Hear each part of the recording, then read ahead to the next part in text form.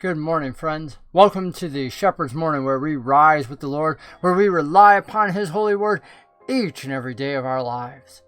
It's November 30th, and we're going to be opening today with 2 Chronicles 25:9.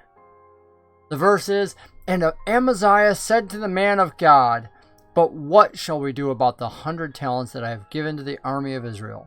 The man of God answered, 'The Lord is able to give you much more than this.'"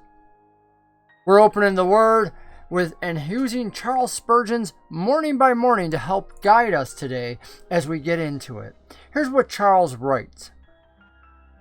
This seemed to be a very important question for the king of Judah, and possibly it's of even more significance for the tried and tested Christian today.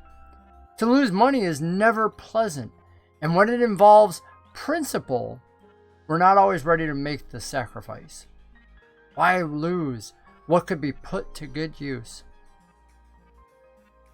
Is it not possible to pay too much for truth? Remember the children and our small income.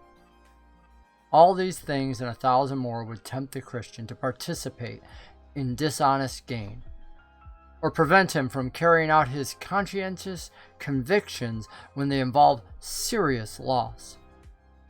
Not everyone views these matters in the light of faith, and even with the followers of Jesus, the idea that we all have to live carries quite a bit of weight. "The Lord is able to give you much more than this" is a very satisfactory answer to the anxious question. Our Father holds the funds, and what we lose for His sake, He can repay 1,000-fold. Our part is to obey His will, and we may rest assured that He will provide for us. The Lord will be no man's debtor in the end. Christians know that an ounce of contentment is more valuable than a ton of gold. The person wearing a threadbare coat over a good conscience has found a spiritual treasure far more desirable than any he may have lost. God's smile and a dungeon are enough for a true heart. His frown in a palace would be hell to the trusting soul. Let the worst become worse still. Let all the talents go. We have not lost our treasure, for that is above, where Christ sits at the right hand of God. In the meantime, even now, the Lord makes the meek to inherit the earth, and He keeps back nothing that is good from those whose walk is blameless. Yeah, money's pretty tight, especially during times of a pandemic when we're recording this, when people don't know where they have their job. But you know, God's people have always struggled with that. And let's not diminish that by saying it's just God's people. People have struggled with that. Income, money, where you're going to put food on the table from. But the funny thing is that some people are generous even when they have precious little. And it seems like the more they get, the more tightly they hold on to it. And they try to justify it by saying, almost like that Ebenezer Scrooge, "I've earned what I have." As if you could store up treasure here on earth. And when you die, where does all that treasure go? Oh, you might direct it with your will, but are you truly helping people? Oh, you might give to a charity, you say. But truly, if that is your whole goal, then give now. Follow that Methodist principle from Wesley. Earn all you can, save all you can, so that you can generate it all and give all you can. What we have to acknowledge is a gift from God. If we're spending it like it's our own, then why would you ever expect God to bless you, and when you lose money or make a bad investment, He should do that? God's not your backup plan. He's not your B plan. God is first and foremost in the universe, and He won't settle for being second place in your heart either.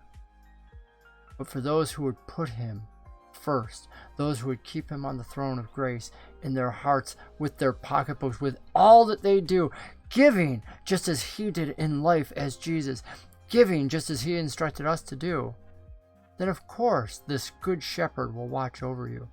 And where the world tries to take advantage of you and where it falls down, He will open up entire new doors, new storerooms of wealth to be used as you work to build the kingdom, as you work to bless others, as you give generously to the poor, as you feed the hungry, as you give drink to the thirsty, as you love upon others in the name of Christ, not in your own name and not for your glory, but in the name of Christ, so that all glory is God's. Trust in Him today as you go out there.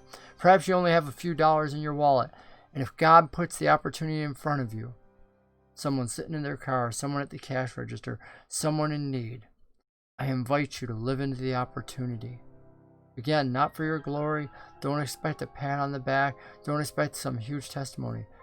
It is enough to know that your Lord is watching you and that He's smiling when you live as He expected you and as He made you to do.